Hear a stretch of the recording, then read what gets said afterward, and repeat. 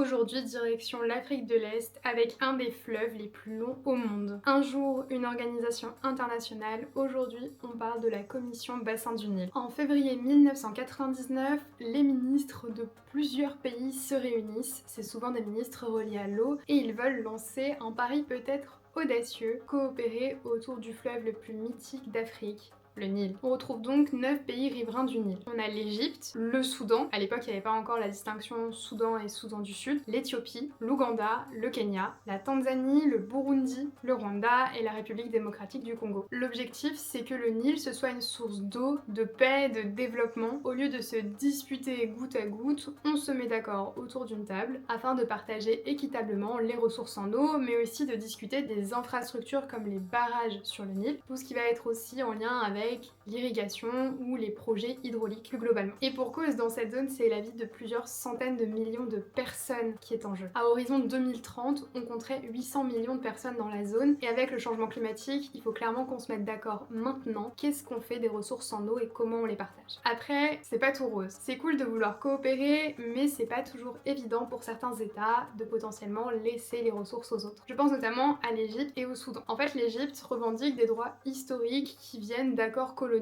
et elle a pu signer des traités avec le Soudan pour se mettre un peu d'accord. Il n'y a aucune prise en considération des autres États qui font partie du Nil. Sauf qu'en 2010, plusieurs pays en amont du fleuve signent un accord cadre. En fait, l'objectif c'est de redistribuer les droits de l'eau. Mais il y a deux pays qui refusent de signer, c'est l'Égypte et le Soudan qui sont les pays en aval. Pour autant, les accords rentrent en vigueur en octobre 2024 et ça pose un peu problème puisque l'Égypte et le Soudan n'ont pas eu leur mot à dire. Après, je parle des désaccords, mais il faut quand même constater qu'il y a une volonté de coopérer. Déjà, il y a tout ce qui va être projet transfrontalier d'agriculture. Pour l'instant, ils n'ont pas encore trop vu le jour, mais la commission s'implique de plus en plus. Il y a aussi un partage de technologies afin de mieux prévoir les crues ou même de surveiller le niveau de l'eau. Tout ce qu'il faut retenir de cette commission sur le bassin du Nil, c'est que pour l'instant, c'est encore un forum un peu fragile, mais qui a des ambitions fortes et que ça pourrait être une future instance essentielle en Afrique. Et si vous voulez en savoir plus sur cette guerre de l'eau, cette répartition de l'eau, je vous invite à regarder cette vidéo. C'est la guerre de l'eau a commencé d'Ivan Casta. Allez,